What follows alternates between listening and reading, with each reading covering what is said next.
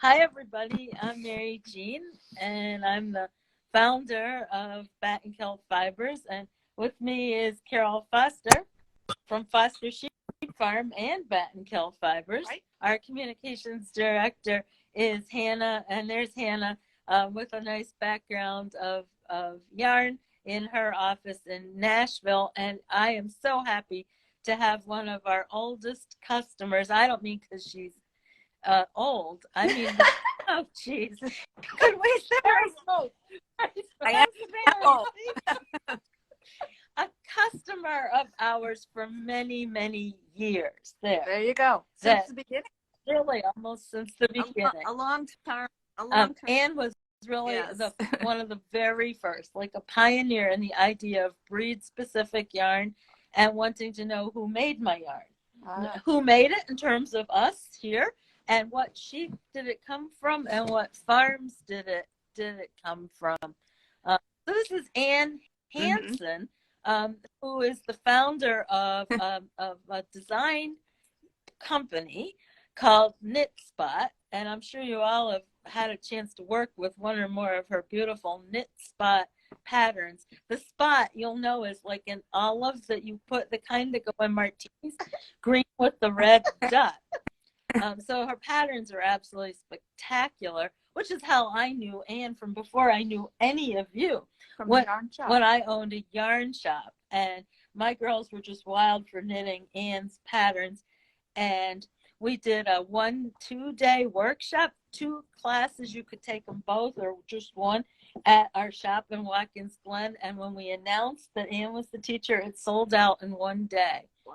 Yes, and we packed, there was only room for like 16 people or 20. It was mob, and it was kind of a hard second day pattern. Yeah. But Anne was very patient with us, and we did great. So anyhow, Anne Hanson, founder of Knitspot. And then not long after that, she said she's going to really go in on this breed-specific yarn before other people did. And it's called Bare Naked Wools. And it was right then that we opened the mill, and she reached out and said, let's try a few things. I think the Cheviot project might have been our first thing. I think let me think now. I think the Kent was our very first thing. I know, we sell a lot of Kent yarn. 8 or 10 colors. It's crazy. You're right. It might have been the Cheviot, but it was both. We did both of those like really early on. Feeling our way, and Anne has stuck with us through thick and thin, equipment breakdowns and employee health issues. Oh yeah, pandemic. And it's truly appreciated. But enough about that part of the business. Let's turn this over to Anne to tell us a little about her designs and her design philosophy, which is the original attraction here to us all. Yeah, I kind of got jump started doing my knitting patterns back in 2006. Really, I mean, most people were just getting on the internet then. It was very new to a lot of people. And I had been knitting all my life and actually designing for a long time as well. And I had worked in the fashion business for a couple decades and was passionate about knitting. But there just weren't that many knitters around me. It was really rare to have a friend who knitted or to meet even one other person who knitted. But I knew they were out there, you know, around the world. And when the internet came along, I just thought, oh, this is how we're going to reach people. This is how we're going to make friends across the miles, you know. And so I started exploring the knitting world through the internet and just, you know, dreaming about having my own business somehow. And I was working as a graphic designer in publishing, and we were making downloadable PDF lesson plans for teachers at the time. It was one of the products that the company I worked for made. And I just turned to David and said, I could do this with knitting patterns.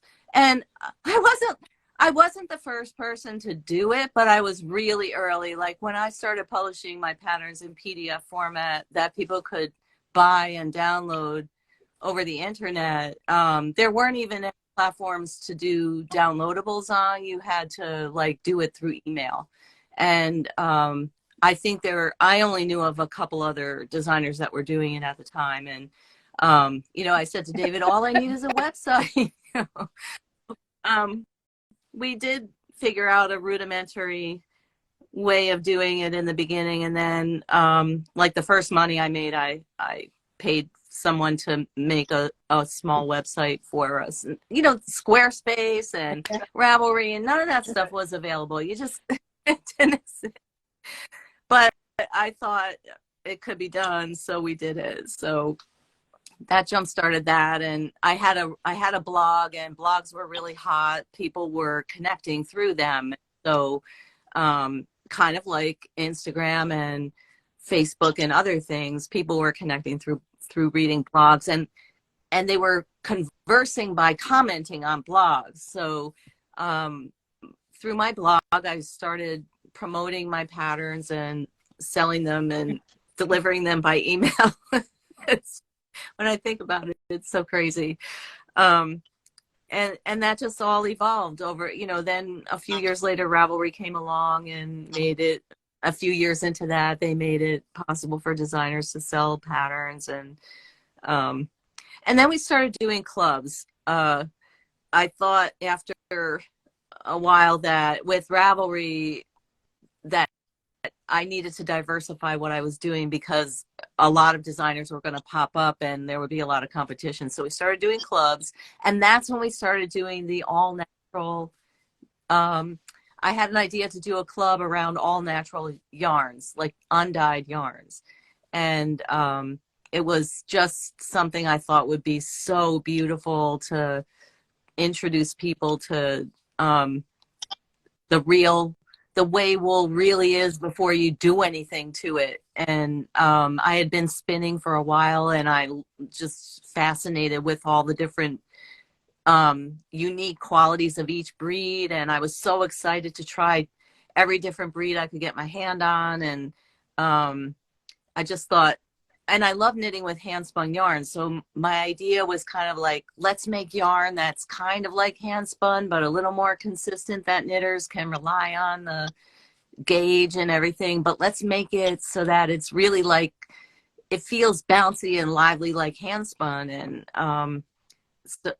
I thought undyed yarn kind of reflected that, those qualities a little bit better. So I started at first looking for like farms that produced their own yarn to supply the club with. Well, that didn't go very far. Hardly anyone, the club was big, and hardly anyone made enough yarn to supply us. So I started literally calling up mills and saying, could you make yarn with this or that fiber for us? And Mary Jeanne was very receptive. She had a great story where she had been working with the agricultural board of the I Love New York department in New York State, right? And I'm getting close to the idea anyway. And so she knew a lot of farmers, and she had just purchased this mill, and she understood exactly what we wanted. We wanted knittable yarn that was natural and like hand spun. And so she helped us with there. We work with several other mills as well. So they were all, the mills we found were all very receptive and able to supply us with what we wanted. They had great contacts, and it just all kind of took off nicely. So every year since 2010, we've been making a couple new yarns every year, and sometimes the old yarns get discontinued when new yarns get made, but mostly we've just expanded what we do. And I think now we have over 50 different kinds of, not different kinds of wool necessarily, but different yarns, and probably 25 different types of wool and wool blends, if not 30. So Yeah, there's a lot. And I just, lots of people will suggest like maybe you should get some dyed yarn. It's like we have a little dyed yarn from other places, but I really, really love the natural colors that she produced. There are so many variations between the different breeds, and there's really no end to what you can do with natural yarns. And coming from a fashion background, from the fashion business, I really look at hand knits as clothing that you can and should wear, and it should fit nicely. It should be tailored to you if you want it to be. It should be appealing, and it should be useful in your wardrobe. So the natural palette just really lends itself to that. If you're making your first or second or third sweater, it's going to be a piece that you can put with jeans and skirts and just about anything, and wear it because it's a neutral, beautiful natural shade. So it will go with every color. So true. And when you were telling about me knowing the farmers, I remember a night at Rhinebeck. This is probably 10 years ago at least, that you and I were the guests of the American Romney Association.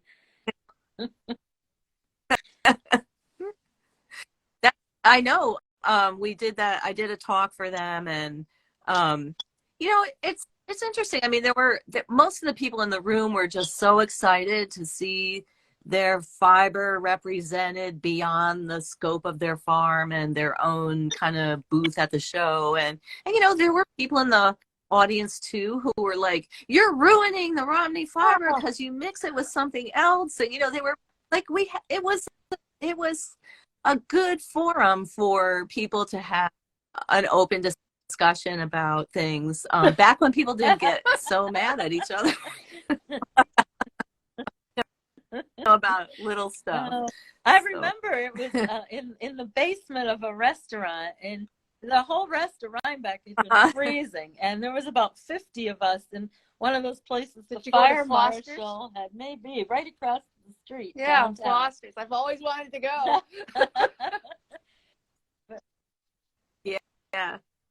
Yeah.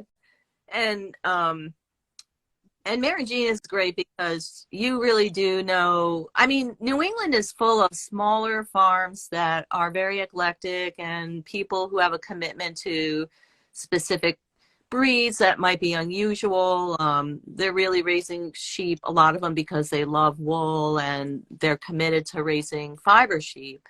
And so it's you make it your business to get to know those people, and and they come to you too, and they're looking for some place to get their fiber spun where they know it will be taken care of from start to finish, and that's what we look for too. We like to work with mills that will take the raw product and do every step of the way inside the mill, because the responsibility stays right there, and you have something invested in that instead of transporting it all over the place to be scoured and then combed somewhere else. And it keeps the carbon fiber, the carbon footprint smaller, and I'm kind of proud of that in our product. I like how we have that. We're not the only mill spinning for you. It takes a lot of pressure off here to focus on what we can do best with the fibers we know in our area. So there's less freight on using the fibers that are from here.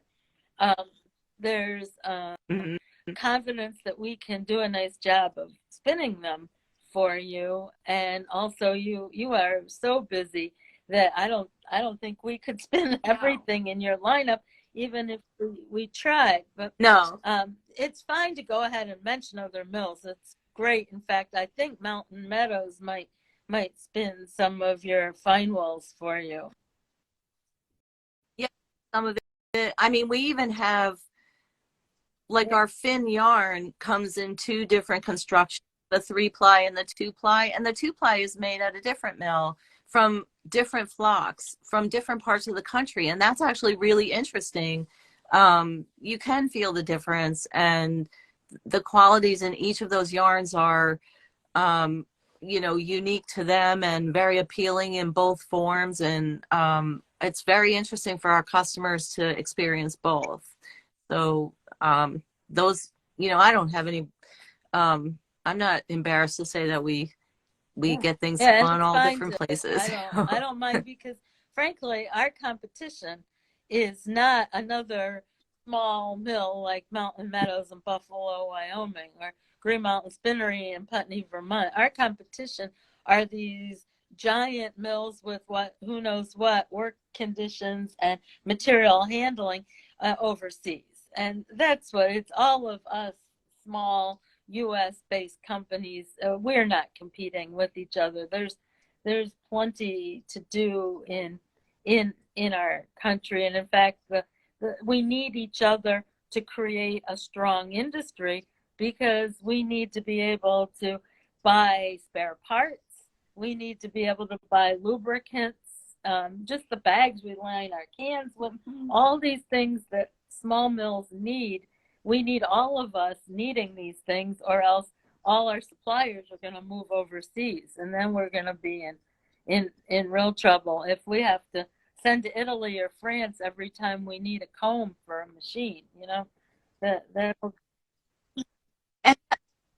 and the other thing is you're sourcing from, say, a 200-mile radius or a 300-mile radius of your mill, but so are the other mills. So the fiber we're getting is local to the mill, and the transaction and the transportation around that particular fiber is staying close between the producer, the mill, and then, it of course does get shipped to us eventually. But again, keeping the cost of things focused on the fiber instead of on gasoline to transport it all over creation, which it's really important to me that we keep that model. And speaking going. of cost, I think it won't come as a surprise to any of our listeners that this kind of breed specific yarn is probably not the least expensive yarn on the market.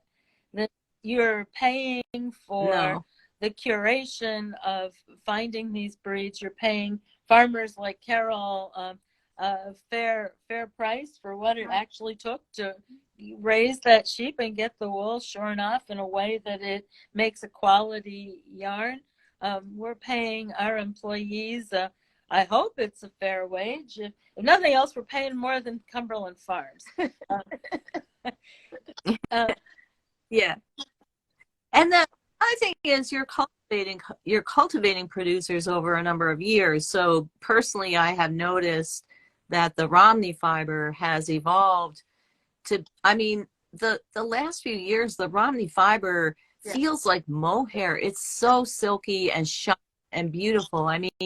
The quality just improves all the time. And that's because producers know that they have a market for it. They have a solid customer that's going to pick up their clip and spin it in a way that does justice to all the work that they do on their end to bring those healthy coats, to the production stage. So, that's all really important. And that's a hidden relationship that customers aren't even aware of, is that with a good mill, with a community-based mill, that those relationships with producers are cultivated on a constant basis and are part of the work that they do that doesn't have a price really on it. But yeah, it is expensive to produce. And the margin and the profit margin on it is low, really. But one thing I've noticed is that our price range is becoming more and more consistent with other yarns, even from overseas. See that at the last couple of festivals, and I certainly saw it at Vogue Knitting. That I saw some things that, definitely from overseas that were way more expensive than what we have to offer, and were not consistently spun, were scratchy, not top quality in the least, and not maybe even all natural fibers. So we're we're really in the right place right now by not being so reliant on international shipping. Yes, it's a day or two, and that's the most anything we deal with travels. And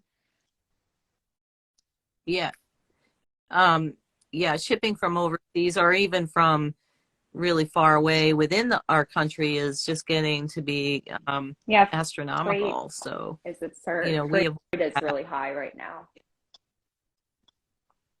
Yeah. There's something else I was going to say about that. That price differential. I think, and over and over and over again, we hear from customers who come back again and again that the quality really can't be beat. Heirloom quality, really. They've been in a lot of. It's heirloom. It's what? Quality. What we are making together is not a garment that you wear for one season. It's a garment that you wear for the next 10 or 15 years. Oh yeah, definitely.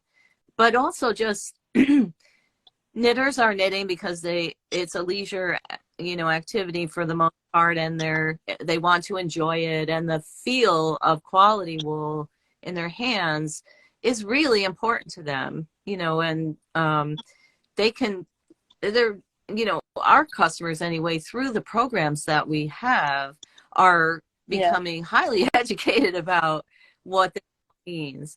It's just a wonderful community that we've really cultivated from the earliest days on the blog of telling stories of like the roving, knit designer to today with our live knit-alongs we do our knit-alongs all on Zoom now, and having people from all over the country join, and all over the world join, to knit with us and chat. And the conversation always turns to these kinds of discussions that we're having now, which is just hearing people talk that way about knitting is so amazing. Yeah, we've come a long ways from, that was probably 2006 or 2007 when you did that class for us in Watkins Glen. I think it was a couple years after that, but it was pretty early on. I still have the shawl I made in that class. I can't remember. What we did. It was a good size lace stole. I can't think of its name. I don't think Anne's going to remember, because I looked up her patterns for this call and saw that, Anne, that you're about to hit 600 patterns. Is that right? 600 or? Oh, wow. I think we were over that. Hit 1 or maybe 700. I don't know how high, but you just pushed over with those new patterns that you just released. Oh, that's interesting. I was I'll have to tell astounded. I do have one thing of Anne's that I knit. It's Boilermaker, and I wear this quite a bit. It with the different colors of the confection sport, with everything except for my hair, and that's why I don't wear it more. I ought to remake it again in a different color, but it's got 4 colors in it, and I just absolutely love it. It's an example of Anne's use of, this is natural, all natural colors, and it's just so creative how that moves with the slip stitches. It's very easy knitting, but looks fabulous when finished. Yeah, we have one of those hanging around here too. Yeah, it's actually knit with a yarn similar to the Kent, but something we've never made for you, Anne. It's a Kent-like sport that we made in the old days for Classic Elite, is where the came from. And of course, sadly, they're no longer in business, and we no longer make that yarn for them. But it was a nice yarn, and I was able to buy, when they went out of business, I bought back all our inventory, and I used this to very quickly sold that inventory. That was gosh, many years ago now. Yeah. 2015, maybe 2016. Yeah. We still had the little office in them. Yeah, before we were in a real shop. Yeah, I haven't been up there. So your office that you're in now is not at the building mill? next door to the mill. Remember how there was two big buildings, long, narrow buildings in a row? Yeah. About 4 years ago, this people that used the space we're sitting in consolidated their operations up in Glens Falls. It had been a workshop for people with disabilities to learn life skills. So there was a full kitchen here and men's room and ladies' room and a couple of little cubicles. And they said the people with disabilities could learn more in a larger group setting in Glens Falls. And we still see the clients that used to be in here because the buses come and pick them up every morning at 8 and bring them back every afternoon at 1 or 2. Yeah.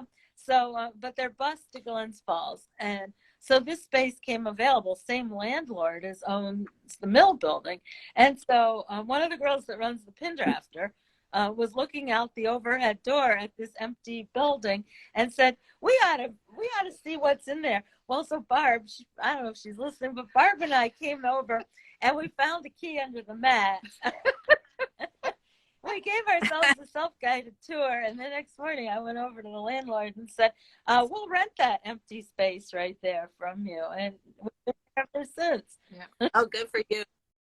Yeah. So when people call now, right. You don't have to shout over the machinery. Yeah, you'll come again and see us sometime. It's we made a big change to our carder just in June. We bit the bullet. It was a $30,000 bullet we bit, but it's well worth it. What a difference it's made. We brought a crew up from South Carolina that does nothing. Their whole business is called Graph Metallic, and they exist to put new wire on people's carders, and they did. It took a 2-man crew all week. They brought 2 trucks and their own compressor and their own things to wind. They took the rollers one by one off the carder, those giant rollers, and twirled them with compressed air and unwound the wire, like barbed wire that was on it, and then wound on the new wire from these giant reels. I forget how many hundreds of miles of wire they wound on. It was fascinating to watch. But we do have video of it in our feed for anyone who's curious. There's some video of that. Yeah. That was a huge investment that, fingers were crossed and the cat's toes were crossed. But boy, has it paid off for what we can do. Like the fin, think about how the last batch of the fin is very, very smooth, because those tips on the fin can be a little tender. Mm-hmm. But the new wire teases them open, and instead of ripping them off in some cases. Mm-hmm. So and it's worth it. Over time, you just have to do that kind of stuff. It's like getting a new roof or whatever. Yeah. We spend so many cool things for you, Anne, and I want to give you a minute to talk about what they're kind of for, and how people can experience some of these different fibers in a really easy dosage with the Barn Box. Could you talk a little bit about the Barn Box? Yeah, sure. Well, first of all, you can buy any of our yarns off the shelf in our on our website, barenakedwools.com. And while you're there, you can sign up for our weekly newsletter, which will always deliver the most current news about new patterns and yarns and what goes with what, what is the best way, what is the best kind of garment to make with what. And then we have a Friday email with every week we have a highlighted older pattern that's discounted, and that's a lot of fun. And you can hear about new knit-alongs and new clubs. Actually, we don't do clubs anymore. We do a subscription program that we call Barn Box. And Barn Box is really special because it's not a subscription service that delivers yarn that we already produce. We almost always produce a new yarn every other month for the Barn Box. So the idea is you sign up. It's a repeatable subscription. So you get charged automatically every other month. And every other month, you get a package in the mail with a skein of premium yarn, and then your choice of a pattern to go with it. We create a collection of 9 or 10 patterns that will be good good accessories and garments to knit with that yarn, and that you can choose to download one of those for free. And then we do a wool school chat about a week after the patterns drop. So that usually runs a couple of hours, like somewhere between an hour and a half and 2 hours, where you can log on to Zoom with us on a Sunday afternoon and listen to all about the yarn that we made that you will have in your hands that month. And I do a lot of research about the breed origins and the where it comes from on the globe, and why and how it developed into a breed that people decided to use for knitting and for clothing, and just anything. And then also how the yarn was, and then why did I design what I designed for it. So usually the Barn Box collection includes one brand new design that was created especially for that yarn. And I will take the characteristics of that particular yarn into account when I'm designing an item with it. So for instance, this in January we did with Mary Jeanne a Dorset 3-ply Dorset yarn, which is a heritage breed of wool from that dates back to medieval England. And it kind of evolved from some of the Northern European breeds at the time. Now it's not a rare breed, really. It's not the most widely raised sheep, but it is widely raised in the United States, and it is available only in white wool. This is an object that's knit with it. It knits up. Look how beautiful! Yeah, that's gorgeous. Yeah, stitches. Yes. Yeah. So recommended, and this is how we work with our mill. Mary Jeanne recommended 3-ply construction for this fiber to make it to keep it nice and smooth. And it's still, even in the 3-ply construction, it's very bouncy and has kind of a crisp hand. It's got really good body for cabling and textured knits. It has really good stitch definition. You can see in this fabric has a little bit of everything. It has some garter stitch texture, some open work, and a nice plump cable in the middle. So this particular piece shows off the yarn really nicely. And the downloadable pattern that you get with it, and then you get your yarn wrapped up in pretty paper. And sometimes, like in January, you also get a little goodie. This one was a little tin to hold all the various stitch markers that we send out with our packages over time. So, and then the Barn Box chat. So, and this month the Barn Box chat ran at least, I think it did go a little over 2 hours this time. So, it's always a lot of fun. It's an opportunity to ask questions and ask me anything you want. People do. So Barn Box is just really, it's kind of like a wool school in a package. It's a fun thing because you get a package automatically every other month. It's a doable amount of yarn to work with. We also have extra perks. Barn Box members get first dibs on any extra yarn that we have brought in on, for each shipment. And usually there's either a little discount on it or a free shipping option on it, so that you can stock on extras if you want to make a sweater with it or a larger a shawl or a blanket or something like that. I gotta join Barnes Box. It's a lot of fun. I mean, it'd be fun to call in to one of these Zooms where everyone's knitting with a yarn we made, right? And talk about it and right. hear what they're saying. Right. Yeah. You know, we'd have to be prepared to hear what they're saying. If they say, "Who made this a 3-ply? This ought to have been a 2-ply." It is. I mean, it's gotten to the point, and you know, new people join all the time, so there's always newbies and there's always people who've been in it for a long time, and it's a nice mix of people. We also run a Ravelry group around Barn Box, so people in between can get on Ravelry and chit chat about projects and you know, commiserate about what is the next thing going to be, or share spoiler photos and finished projects too. So it's a lot of fun.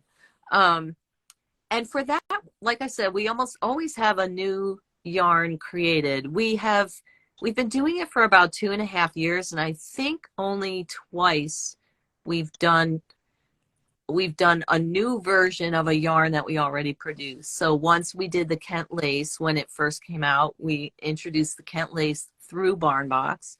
And this last November, we introduced a new weight of our Stone Soup line through Barn Box. Otherwise, it's always something new and different. And oftentimes that yarn, we just can't add every yarn to our regular lineup. So lots of times when we buy the Barn Box yarn, we buy a large amount, and when it's gone, it's gone. So Barn Box is the one avenue for getting some, and many times the extra yarn will sell out to Barn Box people before anyone else gets a chance to try it. So, you know, if you've always wanted to feel Oxford wool in a yarn,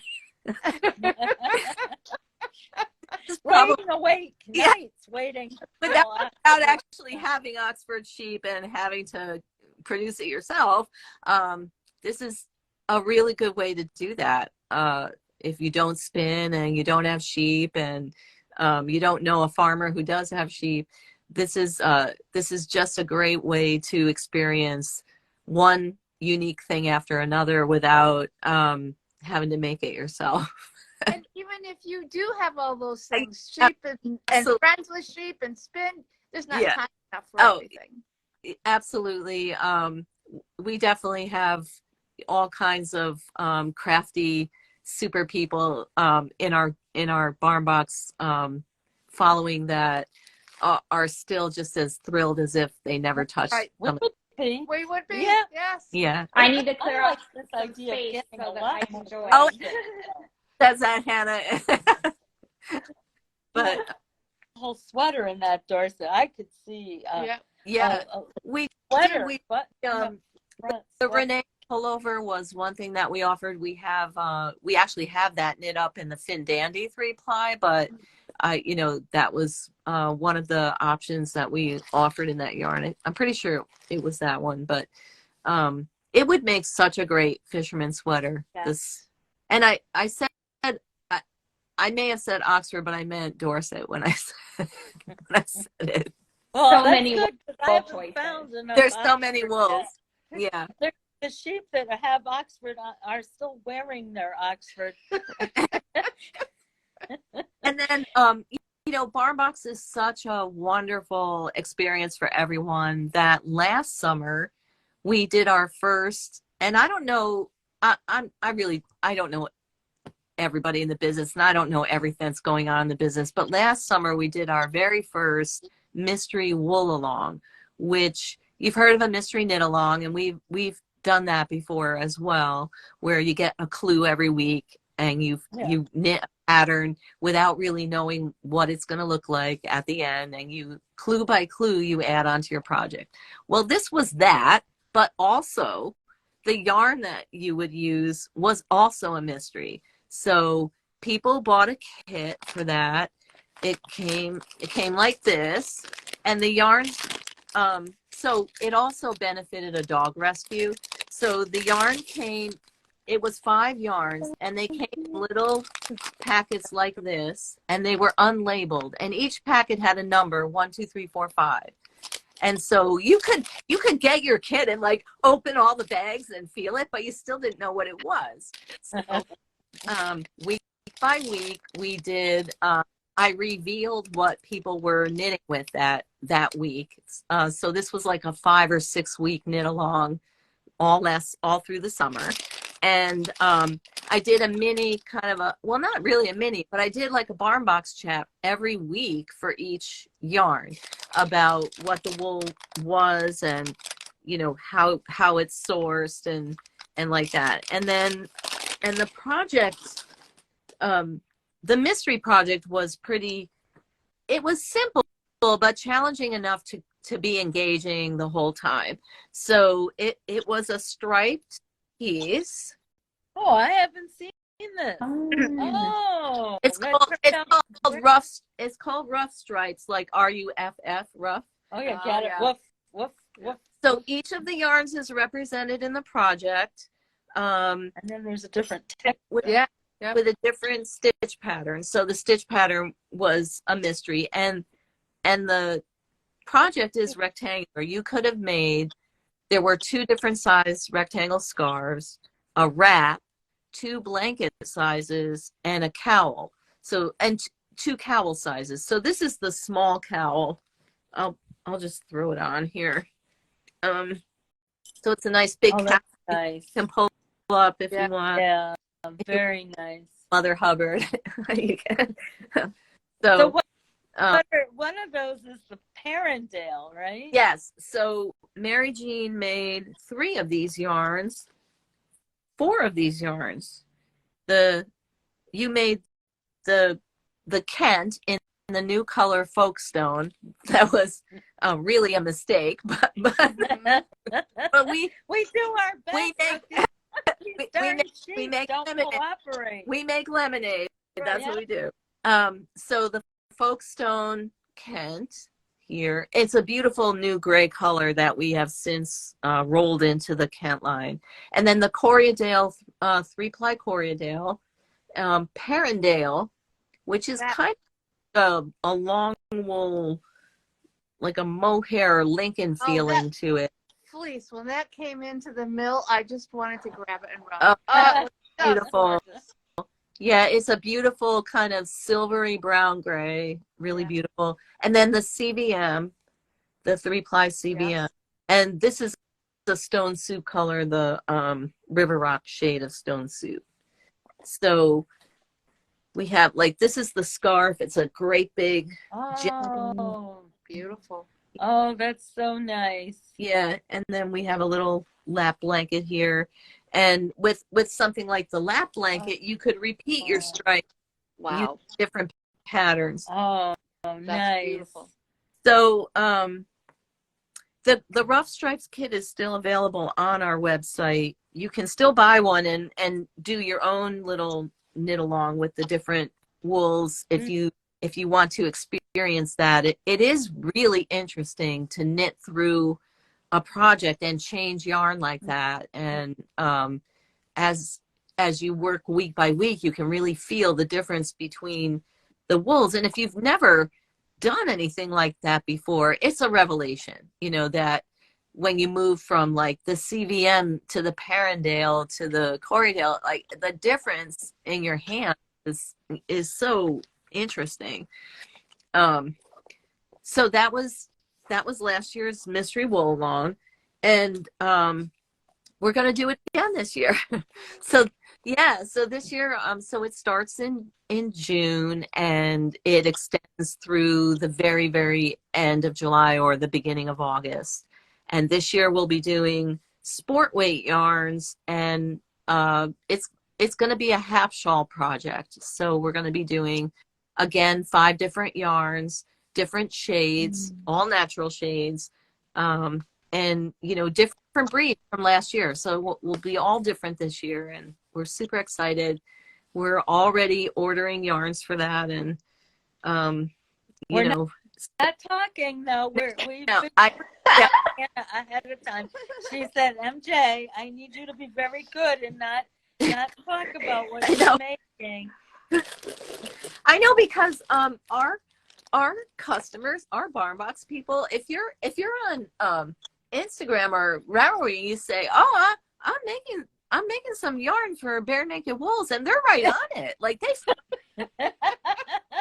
like, forget saying it's top secret. They know. We're gonna make up a code name for you, Anne, and no one's gonna know what it is except for us.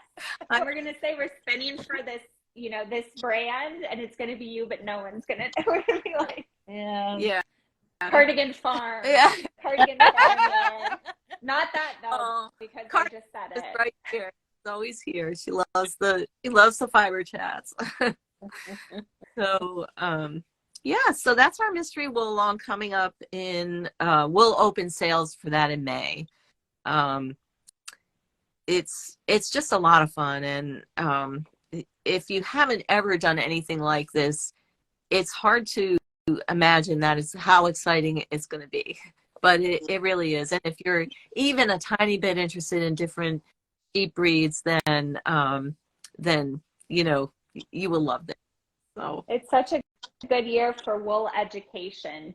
We can all go to the shows again and see people, and also learn more about wool and feel it in person. And we're going to get to see you at some shows. We'll see you at Maryland and Rhinebeck, of course. We'll be at the Maryland Sheep and Wool and at Rhinebeck. We're always really excited to do those shows, and it's I love meeting people in person that we see online a lot. Excuse me. So I could leave the booth during a show, but I usually don't. I usually don't. Sunday afternoon, Carole and I left our booths at Maryland and zipped over to Anne's booth in hopes of getting to visit a little. Yeah. Forget it. There's stoppers. How many skeins do I need? And Carole muscled in there and bought I got a pattern. But we also did early morning shopping at Rhinebeck. Yes. Yeah. Oh, yeah. We saw Anne before the show ever opened at Rhinebeck. And you want to hear one funny story. So we spin a lot of yarn for farms, and then farms often want blankets made. So we work with 3 or 4 different weaving studios here in the capital area that do this custom blanket weaving. And one of our weavers, several of our weavers are also big hand knitters. So one of them, named Kelly, and her wife Elaine were at Rhinebeck. And Elaine said, "This is it, honey. You can make me a sweater, but let me show you the sweater I want." And they went right to Anne's booth. Elaine picked a beautiful cardigan, intricate with patch pockets and all over cabling. And she says, "I want it in that yarn right there." Well, and it was and we had spun it. And so I know nothing of this until Elaine and Kelly come by my booth in the afternoon and said, "Oh, we found the nicest, this lady who designs these amazing patterns, and look at this yarn. MJ, this looks like something you'd really like." I said, "Yeah, it is." Yeah. Oh my goodness. But they're a little easier for shoppers this year because finally we're getting a double booth, and we only have to move like 2 spaces, and it'll be on the corner of our row, and we're very excited. Yeah. That's great. Be fantastic. Because at Maryland, people circle and circle and circle booth, and so this will ease up the crowding a little bit at that show anyway. And Rhinebeck is just a free for all. It's just packed the whole time. Yeah. Which yes, please just keep that coming. That's right. Right. Really helps us. We really need that volume of sales. But on the other hand, I miss not getting to chat with customers. When you're running 3 credit card transactions a minute, there's very little chatting that goes on in that. And that's why I love a forum like this. And people, this is a popular tourist area, and you never can tell who's going to walk through the door and say, I know you from Instagram, or I've seen you at Rhinebeck, but we were driving through and we came. Yeah. And it's so beautiful up there. I love that part of New York State. It's, New York State is just close to my heart. I grew up there, and I just really love the area. And it's just beautiful, situated beautifully. Well, this year it's especially nice because we aren't fighting with the snow. We can get a lot of snow here. Buffalo, but we can get, including lake effect, all the way from Lake Ontario, can blow across the Tug Hill in the southern Adirondacks and land here, and we can get storms that come up the Hudson Valley full of Atlantic Ocean moisture, and it hits our cold Adirondack mountains and dumps on us. I miss it so much. Are you missing the snow, Carole? Yes. Oh, yeah. Dear. It's so much prettier than mud. Well, yes, but that's true. But if you can get I don't like to during season, we'll be up on your tomorrow. There she is. Sorry about the quick service interruption, everybody. Beautiful thing about upstate New York. Yes, we were talking about how lovely it is here. But our internet is not always good. That always comes back to bite you in the butt, doesn't it? And I was going to share with people that we have a couple of events here this spring, including the Washington County Fiber Tour, the last full weekend in April, which is like the 29th and 30th this year. And a couple of the farms that we source some of your fiber from will be open for the tour. There's a new yarn we're making for you that I'm not sure we're allowed to talk about yet. Oh. Not yet. Quiet. Okay. It's tan. That's not. I can say that, right? Let's be quiet. No, they're on the tour, and it's an interesting new breed. So but you'll have to invite her back and stop talking about the yarn. No more talking about the yarn. So we have a fiber tour the last weekend in April. We did lose Anne for a second. I don't know what happened. We've lost her for a minute. Not again.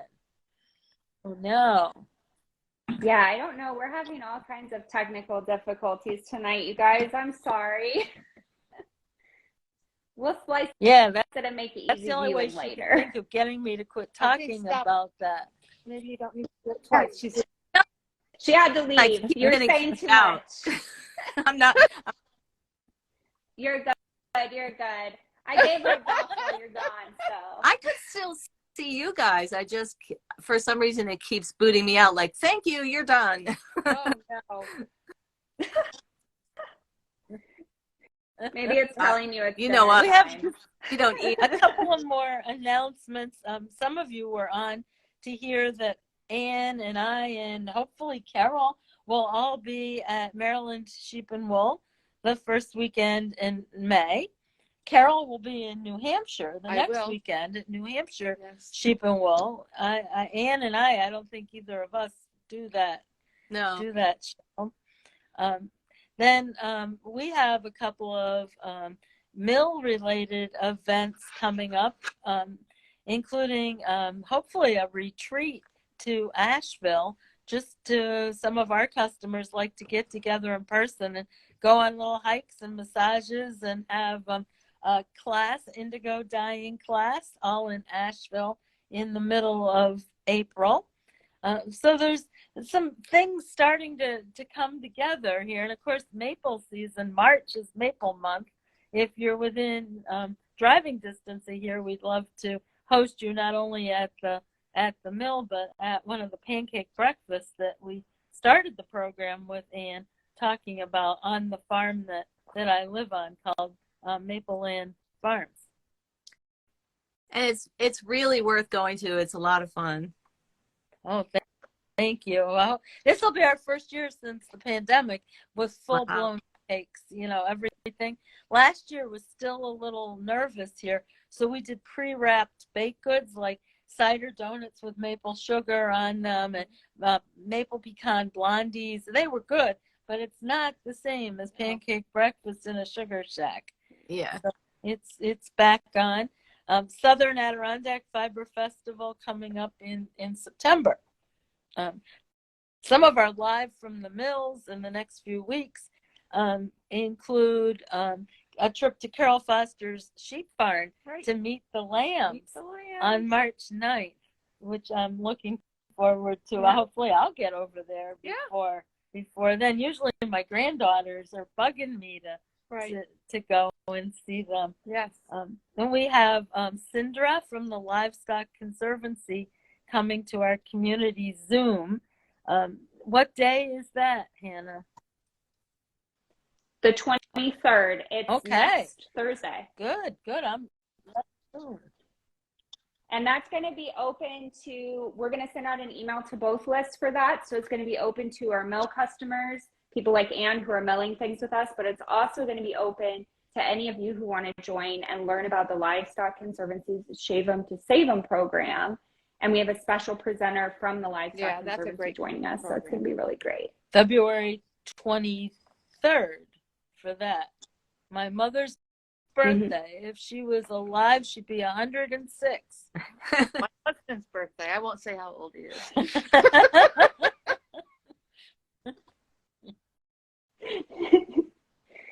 And we have another really exciting announcement that I would like to share before we close out for the evening. And it's that the Hudson Valley Textiles Project's GoFundMe for the scouring facility, which has been named Clean Fleece, just hit 10K on our GoFundMe. So that's huge. We're almost GoFunded. We just need you guys to go fund us a little bit more. And then we can hit the full goal and open this fantastic scouring facility, which will help us keep that carbon footprint that we're talking about early in the program. It will help keep that carbon footprint super low for our region and streamline stuff at the mill for us and for a lot of other mills. Where is it going to be? Where is it located? It's Mechanicsville. Yeah. We found very familiar with Mechanicsville. So a state assembly member here, if you go only a few miles north of the mill, is the northern edge of her district. And if you go only a few miles south of Mechanicsville, is the other end of her district. And we reached out to her, assembly member Carrie Warner, and said, we'd really love to find a space in this area. And she said, I'd really like you to find a space in this area too. And so she reached out to the town supervisor, who knew of a building that was sitting empty, where the owner had sold his business but not the building. And so the town supervisor kind of brokered the deal for the Hudson Valley Textile Project to lease space in this building. Right. Yeah, very familiar with that area, Scaticoke, and yeah. So equipment is here and more is coming. Yes, move-in day is March 6th. Everything will be put on. Jimmy Powers, who actually we got some of the CVM in last summer's mystery from their farm, is a Hudson Valley Textile Project member and also a union pipe fitter. And he's been donating all his labor to do the plumbing to get the building ready for the scouring line. That's great. Yes. What an incredible gift. I mean, I can only assume everybody recycles their water now, but will you be also like gleaning lanolin and stuff there, or what? Well, we want to glean lanolin. The machine we've purchased has all the basins drain at the end, so it would be an easy collection. And we're hoping to work with the New York State Pollution Prevention Institute that is based out in Rochester at RIT to do some research on ways in which we could centrifuge the wastewater in an economical way to be able to capture the lanolin, or at least something close to the lanolin-like components. still would need, you can't just take it out of the bottom of the sink and rub it on your face. It needs a little work, but that's the plan to get their help in capturing the lanolin. Very nice. Yes, we're excited about that. And also our dryer. Here we air dry, but we only do 30 or 40 pounds a day. We're going to do well over 100 pounds a day there. And that's too much to air dry. So thanks to a grant from the State Manufacturing Extension Center called Fuse Hub, we've been able to purchase a dryer that works on radio frequency. Very nice. Very cool. So picture a Kenner Easy Bake Oven that's 19 feet long and 6.5 feet wide. Yeah. So there's a slow conveyor belt that goes into this top secret radio frequency box, and then a few minutes later it comes out the other side, nice and dry but not brittle. Yeah. So old forced hot air versions end up really drying out, especially some of these breeds like that Perrindale. We would not have wanted to have risked it and chance losing some of that luster, frying out the luster. Now, see, that's exactly why we work with these mills right there. A great big mill doesn't care at all whether they try it out on us or not. And we've actually experienced that in our journey, where wool was sent somewhere to be scoured and ended up too brittle to be used in the quality of yarn that we wanted. And fortunately, the mill, not your mill, but that mill, understood that when they got the wool back from scouring, it wasn't any more useful, So anyway, I didn't mean to interrupt you, but no, that's fine. Now, are you doing any solar energy there, or powering with solar in any way, or? Well, as you know, there's not a lot of sun here, sadly. You'll have more than we do in Ohio, at least. But I just wondered if you're able to do that or not. The building we're speaking to you from now, the entire roof is covered with solar panels, and all of the lighting and the electric heat in our office is from solar. But the new building we're leasing from a company that has not, an owner who hasn't invested in solar yet. But given that our assembly member is so interested in this project, I'm sure she'll be eager to work with him on what can be done for the building itself to become more energy efficient. Well, if IRT gets involved too, they might be willing to start a project there or something, Yes, a lab. Yeah, who knows? We've already been approached by an organization in the new community in Mechanicville that's looking for workforce training opportunities. And the Hudson Valley Textile Project has as a long-term goal bringing sock knitting, machine knitted socks, back to New York. Mm-hmm. We work with some fabulous partners. Don't get me wrong. We can get a sock knit that's beautiful in the U.S., but it'd be nice to be able to have a sock knit nearby. Well, but of the state, all that along the Mohawk River, all those towns were producers of clothing goods, from Troy all the way out to Buffalo, really, just leather goods and wool and woolens and all kinds of work clothes for all the workforces that existed at one time out there. And it'd be nice to have a little bit of that coming back. So that's our hope, that the building we're leasing is big enough that either the textile project could develop a small knitting mill there, or maybe we could encourage someone listening right now who's always wanted to buy 6 or 8 sock knitting machines to work with our state economic development through the new New York Textile Act to get the funding and training in place to bring in a sock company. So who knows? The Hudson Valley Textile Project is very, very exciting. And it's hard for me some days to not just do all of that and walk away. Well, yeah, leave behind Anne's mystery boxes, but don't worry, Anne, I wouldn't do that. You get distracted. That's Barb's job to keep you on track. Oh, Barb is so great. I just love working with her. And I'm not saying that because I bet she's listening, but because I really do love working with Barb. Yeah, we all do. She's amazing, and I don't think I could stay sane without Barb. So.